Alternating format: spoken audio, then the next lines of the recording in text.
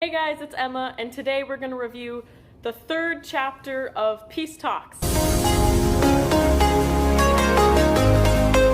Thank you so much to my subscriber, Patty L. She let me know that it was out today, actually, while I was at work, and now it's been like a couple hours, and I am ready to make this video, and I'm posting it tonight, because, yes, Peace Talks Chapter 3.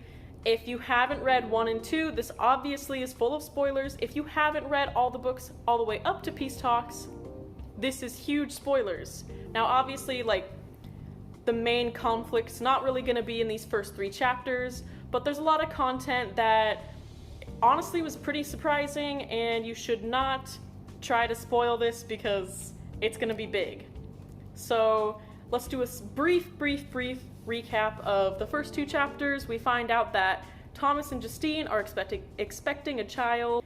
Also, Harry, Bonnie, and Maggie all live together in Molly's old apartment. Well, yeah, whatever. And someone is knocking on the door, and it's kind of threatening the Winter Mantle, and we don't know who it is. That was like the huge cliffhanger, and right away I can already tell we're gonna find out who it is. I have it pulled up right here on my computer, so I'm gonna read us some of that, but not the whole thing. Alright, I'm gonna read the first little bit of Peace Talks, and also after this video is posted, I will be doing a live stream where we can all try to guess and see what's gonna go on, because last time that was really helpful for me to bounce some ideas off of you guys, and it was kind of fun. Alright, so, Chapter 3 of Peace Talks.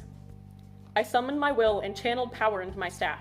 The runes spiraling along the length smoldered with an emerald fire, and tiny wisps of smoke rose from it. The clean, smoky scent of fresh scorched wood laced the air. Runes and sigils of green light spangled the walls. A wizard's staff is a versatile tool. I could use one to project any number of forces or effective as the need arose. And I made sure mine was ready to wreak havoc or reflect energy as needed. Thomas moved in utter silence to the wall beside the door, where he would be within an arm's reach of anyone who came through it. He gripped the knife low along his leg, nodded to me when he was ready. I calmly opened the apartment's front door. An old man stood there. He was a couple of inches shorter than average and stout. Like me, he carried a staff, though his was a good deal shorter than like him and stouter than my own. Some wisps of white silver hair drifted around his otherwise shining head, though there seemed to be more liver spots on the skin that I remember for the last time I'd seen him. His dark eyes were bright, though, behind his spectacles, and he wore a plain white cotton t-shirt with his blue overalls and steel-toed work boots. He was my mentor, Ebenezer McCoy, senior member of the White Council of Wizardry. He was also my grandfather. The old man eyed me, his brows furrowing in thought, studying me as I stood there, and then my green glowing staff. New work? He noted. Dense, though. Maybe a little rough. All I had was a pocket knife, I said. No sandpaper. Had to use rocks. Ah, he said. May I come in? I looked past Ebenezer to where Asturi stood in the hall. One hand inside his suit, a couple of fingers pressed to one ear. His lips were moving, though, and I couldn't hear what he was saying. Asturi, what's with the alarm? Asturi apparently listened to something coming to his ear that only he could hear and nodded. He didn't take his hand out of his coat when he answered me. This person is known to the Svartalfs, he said. He's an enforcer of the White Council of Wizardry and is known to be extremely dangerous. He didn't follow security protocols. I don't have 48 hours to wait for DNA tests to come back, even if I give you any, Ebenezer growled. I told you, Etri knows me. He'll vouch for me. There was an odd, almost rippling sound, and suddenly a dozen more Svartalfs like Asturi just stood up out of the floor as if it had been made of water. They were grasping a number of weapons, both modern and ancient, but they didn't move to attack. Impulse responses were not a part of their natures. Their expressions were unreadable, but definitely not friendly. Asturi eyed Ebenezer, then looked to me. Wizard Dresden? Is this the person to be considered a guest of Miss Carpenter? That would be the simplest for all involved, I think, I said. Simple? Asturi asked. It is irrelevant how simple or how complicated it may be. Is he Miss Carpenter's guest or not? He is, I said. Let him come in. I'll take responsibility for his conduct while he is here. Asturi frowned for a long moment, his expression taking on several nuanced shades of doubt. But he only lowered his hand from his jacket and nodded to me. At a gesture, he and the rest of the Svartalf security team filed down the hallway and out of sight. So we find out that Ebenezer was the one that was at the door, but why was it having such a strange effect on Harry? And could that and the pot that fell out all be related? Or maybe it was something else, not related to Ebenezer showing up at the door, because I don't think he threatens the Winter Mantle unless it has something to do with the Black Staff that we don't know about. The big thing that we kind of find out is that Ebenezer does not know about Thomas being related to Harry and him. So he calls him a thing and kind of gives this threatening, like, aura. This chapter had a lot of things happening pretty much all at once. The next big thing we find out is that the White Council is trying to get Harry stripped of his title, which, what the heck? Why? And looky here, we already have mention of the Black Council in chapter 3 of Peace Talks. Let me just cross that off in my little bingo sheet that I made. The video will be linked down below, but obviously this Peace Talks is gonna have so much tension between the White Council, the Black Council, and it's looking like the White Court as well, and obviously the former who is coming to the Peace Talks. The little piece that I'm gonna read starts with Ebenezer. "Don't be cute," Ebenezer said. "They've been running operations and sometimes you've interfered, but they've never come at you directly. Guess I was a headache one too many times. My point is," he said, whatever's happening here, your removal has become a priority to them." I flipped another pancake. I bobbled it. Some of the batter splattered and smeared. I wasn't scared exactly, but the Black Council has done some scary stuff. "What do you think?" I asked him.